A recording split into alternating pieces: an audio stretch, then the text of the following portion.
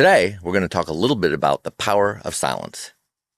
Have you ever been in a room full of noise and realized the loudest thing was your own thoughts? Or maybe you've experienced something like this.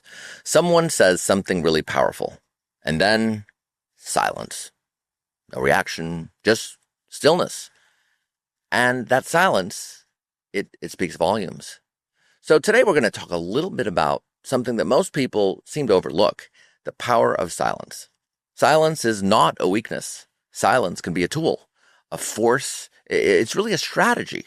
So let's take the next couple minutes to break down how silence can help you build better relationships, grow your business, strengthen your mental health, and ultimately elevate your leadership. We live in a world full of nonstop noise, notifications, group chats, podcasts, TikToks. You wake up and you're already behind. You go to sleep and your brain is racing. Silence. It feels foreign. Many people even uncomfortable. But here's the truth. Noise can drown out wisdom, but silence invites it in. Quick story. When I was mentoring a young entrepreneur, she was always rushing around, responding to meetings, talking over others, trying to sound smart. One day, I said to her, let's try talking 20% less in the next meeting, and let's see what changes. She laughed, but she did it. And guess what? People leaned in when she spoke. She had more power with the fewer words that she actually shared. That's the paradox. Silence doesn't make you smaller. It makes you sharper and actually bigger. Let's talk a little bit about the types of silences that build success. Let's get a little bit tactical here.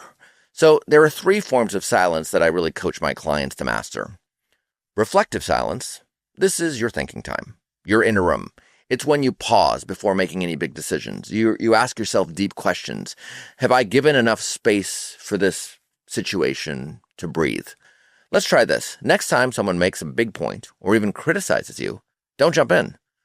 Let there just be some space.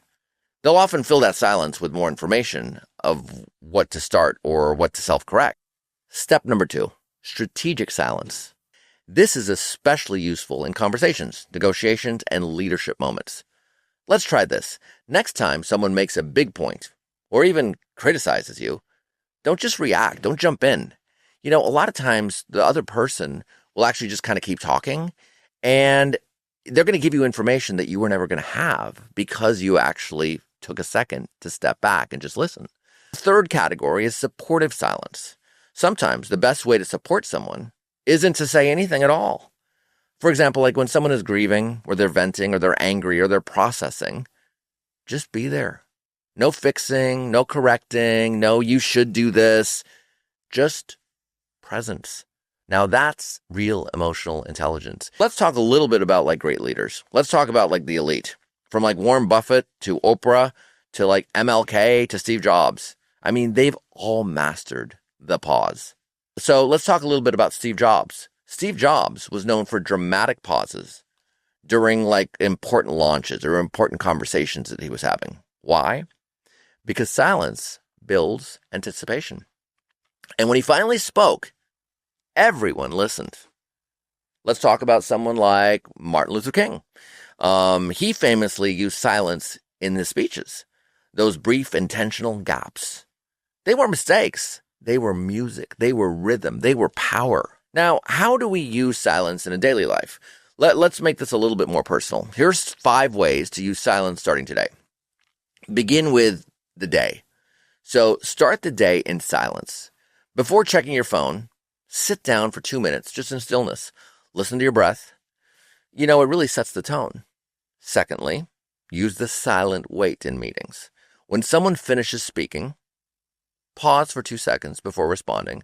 It will show others that you're in control and that you're really thinking about what you want to say.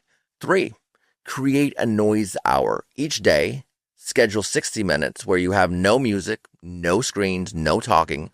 Just watch your clarity skyrocket. Number 4, replace advice with listening. Next time someone vents, just listen, nod, say, tell me more. Silence will really invite depth. And number 5, practice digital silence. One evening a week, the rule needs to be no phone, no internet, no technology allowed in your life. Just you and a notebook and your thoughts. Sounds hard, huh? Well, it can be. So it's important for you to start practicing this on a daily basis and a weekly basis. Let's talk a little bit about what silence reveals about you. There's a reason you're avoiding silence, because many times it reveals what you're ignoring. Silence reveals your distractions, your doubts, your delays, but it also reveals your wisdom, your resilience, and really your next steps. When you strip away the noise, the truth shows up, and the truth is where transformation begins. Let me ask you, what would your life look like if you created more space for silence? Not just soundless rooms, but soul-level stillness. Where could that take you? What projects, what new sort of action steps would you take on a daily basis? You don't always need to be the loudest in the room to be the most powerful. In fact, in a world that can't stop shouting, the one who whispers or stays silent can really lead the way. So here's the challenge I'm going to give each and every one of you. Schedule 10 minutes today where you just sit and think. And in your next conversation, I want you to listen more than you speak and ask yourself, am I using silence or am I avoiding it? You know, if you found this helpful today, drop a comment. My silence starts now, and let's turn quiet into clarity. And hey, if you want more tools like this for mastering your life, your time, and your business, make sure to subscribe, hit the bell, and join the Help and Answers community. Remember, you don't need to make more noise to make a bigger impact. You just need more intention. See you in the next video.